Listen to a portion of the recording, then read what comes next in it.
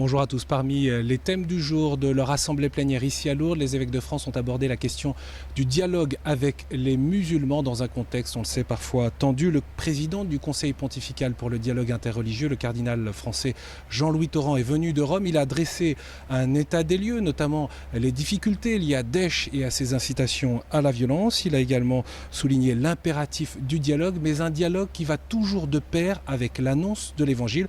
Je vous propose quelques réactions à l'issue de cette réflexion et du débat. Il nous a dit d'abord amitié. On ne peut pas être témoin de Jésus sans être témoin de l'amour du Christ pour l'humanité. Le Christ n'est pas venu simplement pour les chrétiens, il est venu pour tous les hommes. Et c'est à nous, chrétiens, de le dire, d'en être fiers, mais aussi de refléter son amour pour tout le monde, dont les musulmans. Et donc, il nous a invités à respecter leur dignité. Premier mot, amitié. Deuxième mot, lucidité. Il est clair que, par exemple, les musulmans n'ont pas de pape. Donc c'est très compliqué de savoir avec qui on parle, qui représente, qui ne représente pas. Il est clair qu'il y a de la violence et que cette violence, comme partout, elle désagrège. Elle fait que quelquefois on est très amis et puis tout d'un coup la violence fait que chacun choisit son camp, etc. Donc il faut faire très très attention et il faut être lucide. Et il me semble que cette lucidité, il nous l'a demandé beaucoup. Et puis le troisième mot, c'est formation.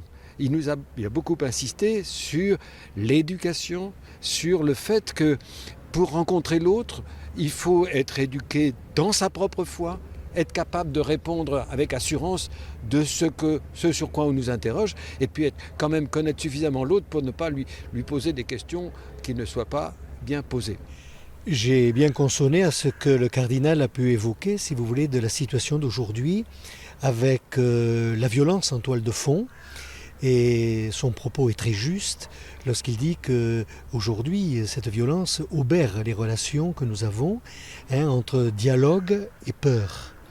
Et c'est vrai qu'on ressent très bien dans des populations, si vous voulez, même de personnes qui sont bienveillantes, un peu ce recul, voyez, par rapport à ce que l'on peut évoquer du dialogue. Alors le dialogue avec les personnes que l'on peut considérer comme étant un peu, entre guillemets, à la tête un peu des communautés musulmanes, si on peut dire ça. C'est vrai que ce dialogue, il se poursuit. Malgré la difficulté, si vous voulez, il n'est pas rompu. Mais le dialogue est avec certains, mais la base, et même chez des musulmans de base que l'on croise aussi, il y a ce sentiment, mais en face de nous, on a peur. Et donc pour nous, c'est quand même important, si vous voulez, de percevoir cela et d'essayer d'exorciser, si j'ose dire aussi, ce sentiment. Et ce qu'évoquait le cardinal, que le premier lieu, c'est le dialogue de la rue. C'est le dialogue des rencontres habituelles. Il faut croire au dialogue. J'ai ordonné un prêtre qui est d'origine musulmane et il a fait une découverte du Christ à partir du témoignage de chrétiens qu'il a rencontrés. Et cela l'a conduit d'abord au baptême et ensuite à rentrer au séminaire. Alors je crois que finalement la pastorale qui est la nôtre doit nécessairement appeler à un vrai dialogue. Toutes les dimensions, dialogue de l'intelligence, dialogue d'abord de la vie, mais ce dialogue est inséparable de l'annonce de la foi. Et je dirais, il y a un envoi que fait le Christ, aller évangéliser de toutes les nations, y compris le monde musulman. Si nous avons la chance d'accueillir un certain nombre de populations qui, pour des raisons économiques, viennent ici trouver du travail et résider avec leur famille, si ces populations sont musulmanes, nous leur devons aussi pouvoir annoncer auprès d'elles l'évangile du salut, qu'elles puissent aussi connaître la bonne nouvelle. Mais toujours à partir de cette dimension du dialogue. Et je crois qu'il ne faut pas simplement développer un dialogue, il faut développer vraiment une pastorale dans laquelle il y a dialogue, mais aussi il y a annonce. Les deux sont inséparables. Autre dossier du jour, notamment la catéchèse, avec un projet de texte qui souhaite inclure une profession de foi des évêques de France.